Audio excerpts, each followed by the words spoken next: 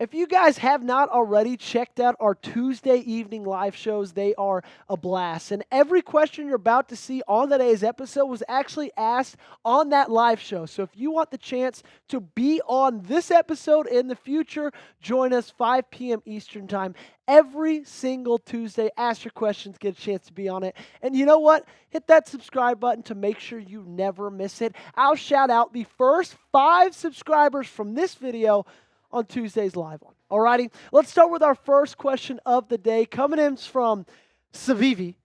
Hope I'm pronouncing that right, my friend. Hashtag Ravens, why isn't Lamar participating at the Pro Bowl? Great question. Came out earlier this week. I believe it was on Tuesday.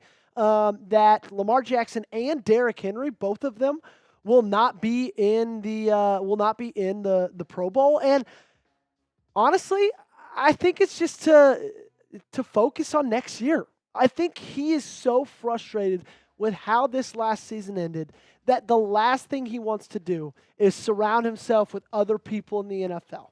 I think he wants to a little bit of cocoon himself, for lack of a better term. I think he wants to use all of his efforts, all of his energy over the next couple of months to just work on being better and get this team to new heights next season, okay? And so I think he might see being in the Pro Bowl as a little bit of a distraction. I think he might see it as another way to media to pick him apart of he goes and loses to the playoffs, then he goes and have fun in the Pro Bowl, all that stuff. You know, they're very nitpicky on Lamar. But I think that's why I think he's just laser focused, locked in, and ready for what's to come next year. Next one, Coop the Loop. Second week in a row with Coop asking a fire question. Says, what do you think about the Ravens signing Khalil Mack in free agency? Coop, great question. I would love it, okay? I would love it. We talked about it just a little bit ago. I think we talked about it a little bit ago, sometime this week, of the Ravens having a theme of older free agents when it comes to pass rushers, right? You saw it with Kyle Van Noy, okay? He's about to be 34 years old. He just led this team in sacks. You saw it last year, 2023, with Jadeveon Clowney. He revitalized his career. And then Justin Houston had a late, awesome effort with Baltimore. And so they have this theme of going after edge rushing targets that most people might think their career's over. Most people think they're over the hill, and they usually get the best out of them. I don't think it would be any different with Khalil Mack. I don't think he'd be incredibly expensive. He is 31 years old at the moment, so he's getting up there in his career. He's dealt with injuries. I think that will lower the price tag. And for what Zach Orr does with this team, and for the lack of success that they had this last year in pressuring the quarterback, right? We've talked about it. They were great at sacking him. They were great at getting him to the ground, but actually pressuring him on every other snap that wasn't a sack, they heavily struggled. All right, so I would love Khalil Mack. I think it'd be a money sign. Make the call for me in the comment section down below. Should the Ravens sign Khalil Mack? Let me know by typing sign or pass. Type sign, obviously, if you want to happen. Type pass if you're like, I'm good. Up next, we got a question from Ravens King saying, hashtag Ravens, I'm glad we re-signed Todd Monken. That was really huge for our offense. I'm trying to win a Super Bowl. Ravens King, I could not agree more with you, my friend. I'm trying to win a Super Bowl as well, and I think Todd Monken is the way to do that when it comes to offensive production, right? Everybody's got to come together as a team, and the players have to do their jobs and not turn the ball over, not make silly mistakes like we've seen in the past playoff games. But, man, having a guy like Todd Monken in that coaching staff, in that coaching room, seeing what he's done for Lamar Jackson in his career as a passer, nobody ever thought in the year of 2018 when he was drafted that he would ever throw for more than 4,000 yards in a season. Guarantee you it, okay? And he did this year. 41 touchdowns on the year on only 4 picks. What he's doing for Lamar, what it means for Lamar to be consistent with an offensive coordinator that isn't named Greg Roman, to have the same guy in his ear, have the same guy at practice, I think that's massive. Every franchise quarterback needs that. That's exactly what Lamar Jackson is. And so I think having Todd Monken in this coaching staff for years to come, ultimately, knock on wood, will lead to a Super Bowl. Next up, we got Hi. What's up, Hi? I still need to know how Hi does that. That's like, I've got no clue. I've got no words. Sweet name, though. Hashtag Ravens. Who will you draft with our first-round pick? I think you mean who would I draft. I wish that was Will, because that would mean I actually had the choice. Um, I really like the edge rusher, James Pierce Jr. out of Tennessee. And I get it. I'm a Tennessee Vol. A little bit of homerism there. But, man, I think what he does and the speed that he has and just the ceiling that he has, there's a reason that he was mocked before this last season for Tennessee as the number 1 overall pick to Carolina. That's what everybody was saying in the summer. Now, he didn't get to the quarterback and sack the quarterback as much as you would have liked, but what he did was he pressured him. Okay, he was in the quarterback's grill. He was in the quarterback's backfield every single snap. He's got an unreal athletic ceiling. He's so quick off the jump. It also doesn't help that guys like that, when they're that good, they get double teamed every single snap in college. So you usually see a little bit of dip from junior or senior year, like exactly what you saw with Will Anderson. I think James Pierce Jr. would be amazing if he falls to Baltimore 27, which I think he might. I would do anything to snag him, okay? Up next from Moggs, hashtag Ravens, is Andrews eligible for a pay cut contract-wise? Yeah, you can always restructure somebody's deal, and I think they're going to have to, and I think they will. You could cut or trade him. That'd save you $11 million, but I don't think they're going to do that. I think they want Mark Andrews on this team. I think Lamar Jackson, John Harbaugh, Eric DeCosta see Mark Andrews as the future of this team when it comes to if they're going to compete for Super Bowls. But yeah, you could give him a pay cut. You can restructure the contract. You could put more years on it, put the little bit of more of the money on the back end of it to clear up a little bit of cap for this summer and going into this offseason. Would not be surprised at all if they made that move. Coming up, we got more questions to get to, but before that, I got to give a shout out to the great friends we have here on the Ravens Rundown at Game Time. You know, if you want last-minute tickets, if you want views from receipts, if you want the lowest price guarantee, if you want all those things in your ticket buying experience, then I got to tell you, you got to go check out Game Time. All right, today's show is sponsored by Game Time, ladies and gentlemen, and it is almost time for the big game. I can promise you there's nothing that could quite compare to the rush and excitement you feel watching your team win that big game, either at home in your home stadium or on the road in a neutral site. And if you want to have that memory for the rest of your life, that's where Game Time can help out. The connection you feel to your team, city, fellow fans around you in those electric playoff environments leads to bonds that last a lifetime. Game Time has an awesome feature. It's called Game Time Picks. That makes getting tickets to see your favorite teams play live even easier. Game Time Picks filters out the fluff to show you only incredible deals on great seats. That way you don't have to waste time searching through thousands of tickets. And I know I don't look like it, but guys, I'm a big fan of the orchestra, okay?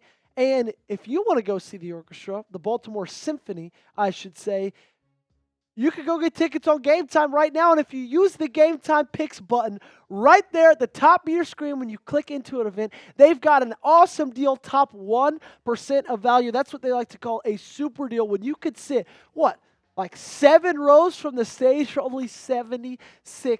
So to see if this deal is still available, go to the Game Time app. Go try to find that. And you know what? Go ahead and use code ChatSports for $20 off. Take the guesswork out of buying tickets with Game Time. Download the Game Time app, create an account, and redeem code ChatSports for $20 off your first purchase. Terms apply. Again, create an account and redeem code CHATSPORTS for $20 off. The link to this promo is in the comments and description of today's video. Download the Game Time app today. What time is it? It's game time. We got one from my man, Yee Kaw. What's up, Yee? Good to see you, buddy. Said, hashtag Ravens, I'm down for Tank Lawrence joining the Ravens, although I think he wants to stay with the Cowboys. But if we do snag him, he always has been a very productive player for his age. Yeah, and I think you made a really good point at that top. Right? I think he's a guy who wants to be a Cowboy for life. He's been a Cowboy for life. He loves being a Cowboy. When you're paired on that defense with a guy like Micah Parsons, that takes a lot of pressure off you when it comes to double teams, triple teams, and things like that. But also, a lot's changing in Dallas. And I think a lot of people, a lot of players, a lot of fans are kind of growing weary of what that organization has proved to be over the last 30 years. And I wouldn't be surprised if Tank Lawrence maybe wanted a little bit of change of scenery. We all know Jerry Jones doesn't pay people well, okay? He likes to be cheap. That's why he hired Brian Schottenheimer as the head coach, all righty? He's a cheap guy. Even though he's one of the richest guys in America, I don't think he would treat Tank Lawrence any differently. And if you could get him for a little bit more than Dallas is willing to pay, I say do it, man. I would love it. Up next, we got one from Michael saying, #Ravens, who do you think we will sign in free agency? We just talked about Tank Lawrence. I wouldn't bet we sign Tank. I would bet we sign either an edge rusher or we sign a safety. Okay, I think that this team might address, I would love if they also sign a wide receiver. I think they're going to address the offensive line needs in the draft. I think they're going to address probably wide receiver needs in the draft as well. It is a pretty deep wide receiver class. And so I think they're going edge. I think they're going safety. And with that edge, we talked about it. There's 5 guys that I really like: Khalil Mack, Tank Lawrence, Matt Judon. Don't really love Hassan Reddick, but he's available as well. And then Josh Sweat. I think any of those guys could be realistic opportunities. Look for Jeremy Chin with the Commanders. He had a really great year. He'd be great to pair with Ardarius Washington and Kyle Hamilton. Coming up, we got Carlos Eduardo, 802. #Ravens, I've been seeing something about Jaire Alexander going to Baltimore. Would it be a good fit for the defense? Carlos, great question. I think it'd be a fantastic fit. The one thing you got to worry about with Jaire is he's missed a lot of times due to injury. Over the past 4 seasons, this last season was no different, okay? He had an LCR issue, he had an issue in his knee, and he hurt it after, I believe, like week 7 against the Jaguars, and then was out for the rest of the season. Had arthroscopic knee surgery on New Year's Eve, and then Matt LaFleur announced on New Year's Day that he wouldn't be joining the team unless they made a Super Bowl run. And then he talked at the end of the year, locker room cleanout day.